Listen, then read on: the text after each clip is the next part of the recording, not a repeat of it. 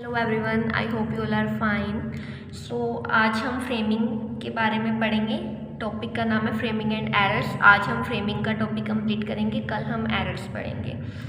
सो networking में जब हमें डाटा को भेजना होता है तो सीधा सीधा वो बिट्स के रूप में नहीं भेजा जाता, बल्कि उसे छोटे छोटे मैनेजेबल यूनिट्स में हमें डिवाइड करना पड़ता है। इन यूनिट्स को हम फ्रेम्स कहते हैं। तो यही हमने लिख रखा है, framing is the process of dividing a data stream into manageable units called frames before transmission over a network. Okay, in easy language हम देखते हैं, it ensures that the receiver can recognise the beginning and end of each frame. तो framing ये ensure करता है कि receiver को यह पता चले कि एक फ्रेम कहाँ से स्टार्ट हुआ और कहाँ पे एंड हुआ। ठीक है, कि उसकी स्टार्टिंग कहाँ है और एंड कहाँ पे है। फॉर एग्जांपल, जैसे हम बुक्स में चैप्टर्स बनाते हैं, चैप्टर 1 होता है, चैप्टर 2 होता है, ताकि पढ़ने वाले को पता चल जाए कि इसकी स्टार्टिंग कैसे है और एंडिंग कैसे है। वैसे ही डाटा को भी छोटे छोटे फ्रेम्स में डिवाइड किया जाता है। सो इसकी टेक्निक्स ऑफ फ्रेमिंग हम देखते हैं। अब फ्रेमिंग करने के 4 तरीके हैं। First is character count. Okay, her frame की शुरुआत में एक फील्ड होता है जो बताता है कि फ्रेम में कितने कैरेक्टर्स हैं। फॉर एग्जाम्पल, हम इसका डायग्राम देख लेते हैं। अब जैसे ये डायग्राम है, यहाँ 3 0 1 4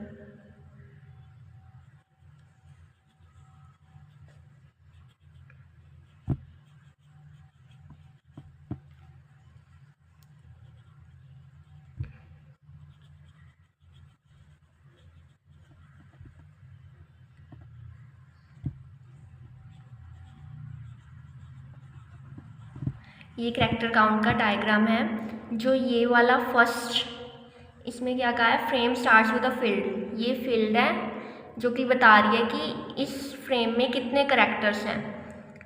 ये फर्स्ट अपने को फर्स्ट बॉक्स हमें बताएगा कि टोटल कितने कैरेक्टर्स हैं। 1 2 3 कैरेक्टर्स हैं। ये एक फ्रेम है, ये एक फ्रेम है, ये दूसरा फ्रेम है एंड ये थर्ड फ्रेम है।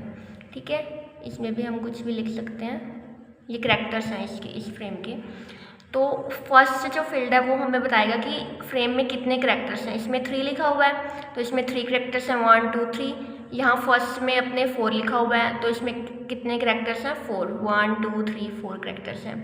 तो frame starts with the field that tells the number of characters in the frame. Frame उस फील्ड से स्टार्ट होगा जो बताएगा, कैरेक्टर्स का नंबर बताएगा हमें। इसकी प्रॉब्लम क्या है, if count field is corrupted frame boundaries are lost.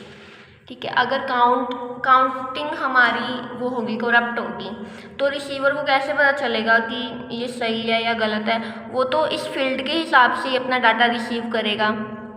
अगर यहाँ पे हमने 2 लिख दिया और कैरेक्टर यहाँ पे 3 हैं, यही करप्शन, ये प्रॉब्लम आ सकती है। ठीक है, नेक्स्ट हम करेंगे character stuffing. Special characters like FLAG, DLE, SCX। DLE का मतलब है data link escape, SCX start of text.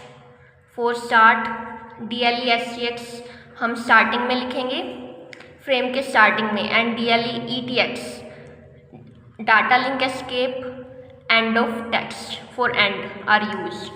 ठीक है, अगर डाटा में वही स्पेशल कैरेक्टर आ जाए, ये वाले स्पेशल कैरेक्टर एंड और स्टार्टिंग में यूज़ किए जाते हैं। ये DLE ETX एंड में यूज़ किया जाता है, DLE SCX स्टार्टिंग में यूज़ किया जाता है। अगर डाटा में वही स्पेशल यही वाले कैरेक्टर्स आ जाएं, जो हमारा डाटा है उसमें DLE और ETX आ जाएं, तो हम उसमें एस्केप कैरेक्टर डाल देते हैं ताकि कन्फ्यूज़न ना हो। जैसे अब ये हमारे पास डाटा है, ठीक है,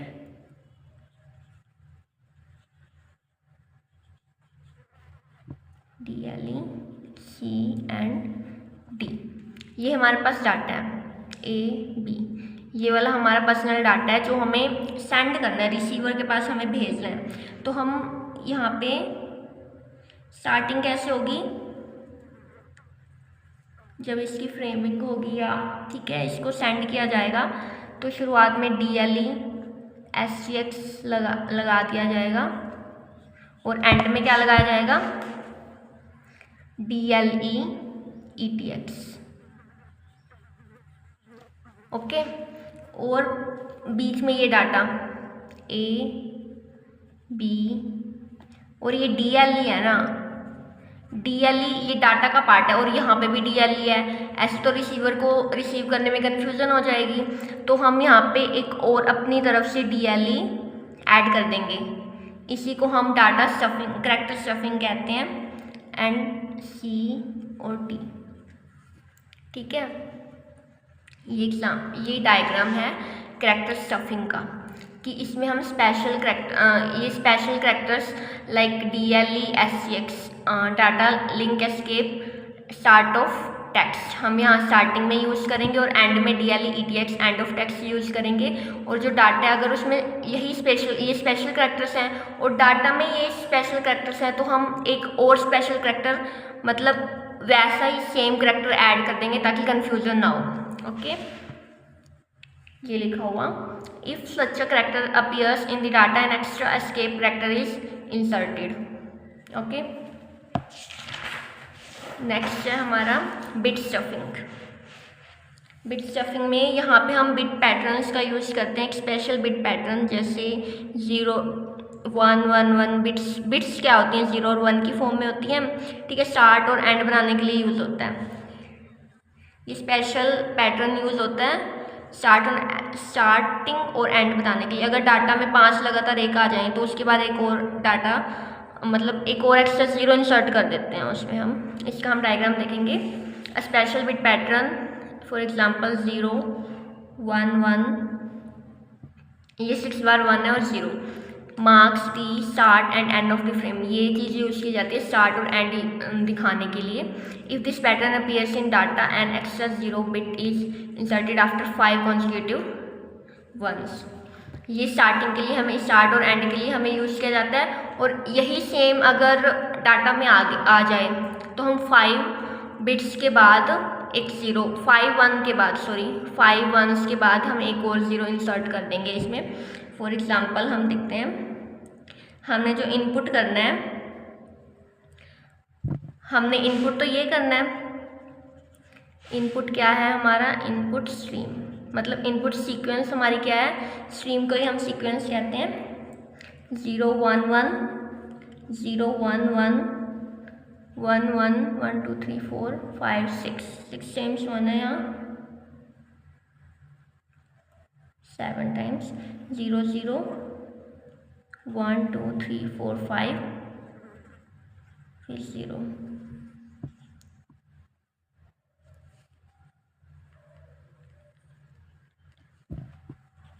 2 3 4 5 6 7 8 9 0। ठीक है, ये हमने इनपुट करना है। और स्टफ्ड हम क्या करेंगे इसमें, बिट स्टफिंग है ना, हम यहाँ पे स्टफ्ड स्ट्रीम हमारी क्या होगी 0 1 1 0, हमने ये इनपुट करना है।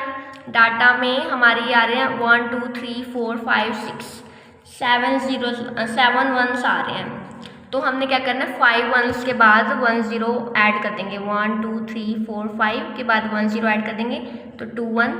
ओके, फिर 0 0 1 2 3 4 5 है ये,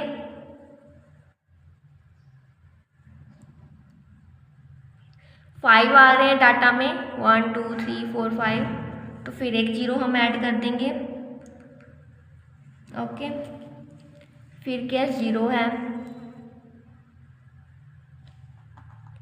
फिर इसके बाद कितने 1 2 3 4 5 के बाद फिर एक 0 ऐड कर देंगे, 5 के बाद फिर हम एक 0 ऐड कर देंगे। फिर है हमारे पास कितने रह गए 1 2 3 4 5 1 2 3 4 1 2 3 4 फिर 0। ठीक है, और हमारे पास ये वाला 0 है और ये वाला जो 0 है एंड ये वाला जो 0 है, ये क्या है स्टफ्ड है, स्टफ्ड बिट्स हैं जो हमने ऐड किए हैं। तो हमारे पास अनस्टफ्ड हमें क्या मिल जाएगा, अनस्टफ्ड बिट्स। अनस्टफ्ड स्ट्रीम, हमारे पास वही जो डाटा रिसीव करेगा रिसीवर, वो हमारे पास क्या आ जाएगा 0 1 1 0। हमने 5 के बाद 1 0 लगाई थी, तो वो 0 को हम हटा देंगे।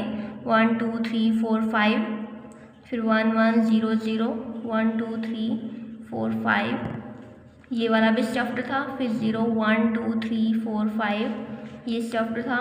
फिर 1 1 1 1 0, ये हमारे पास हमारा डाटा रिसीव हो गया।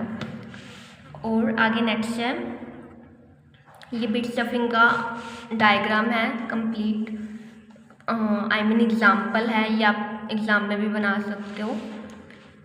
नेक्स्ट है फिजिकल लेयर कोडिंग वायलेशन। इसमें हम अनयूज्ड फिजिकल लेयर सिग्नल्स का यूज़ करते हैं फ्रेम बाउंड्रीज बताने के लिए। फॉर एग्जांपल, अगर कोई कोडिंग स्कीम है लाइक NRZ या NRZI यूज़ कर रही है, तो NRZ कोडिंग स्कीम है जो NRZI यूज़ कर रही है, तो उसमें अनयूज्ड सिग्नल्स ऑफ को फ्रेम स्टार्ट एंड मार्कर बना दिया जाएगा। फॉर एग्जांपल, अब इसका एग्जांपल है नॉर्मल सिग्नल्स हमारे पास 0 and 1। वायलेशन सिग्नल क्या होंगे,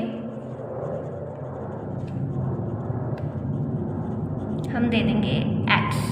ये हमारा किस लिए यूज़ हो रहा है, फ्रेम बाउंड्रीज के लिए। हम जो है अनयूज फिजिकल लेयर सिग्नल्स का यूज़ करते हैं। ये अनयूज मतलब ये यूज़ नहीं किया हुआ, इसका हम यूज़ करेंगे फ्रेम बाउंड्रीज को बताने के लिए, स्टार्ट और एंड बताने के लिए। तो फ्रेमिंग का टॉपिक यहीं कंप्लीट होता है। Thank you.